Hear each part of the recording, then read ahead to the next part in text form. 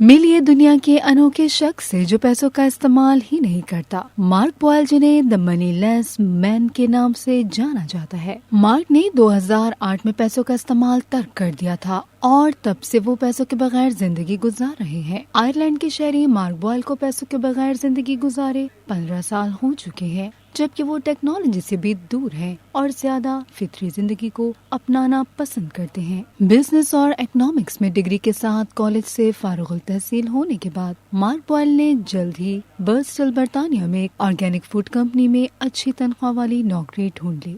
یہ ان کا برسوں سے منصوبہ رہا تھا کہ ایک اچھی نوکری حاصل کریں اور وہ تمام مادی چیزیں خریدیں جن کو معاشرہ کامیابی کے لیے ضروری سمجھتا ہے۔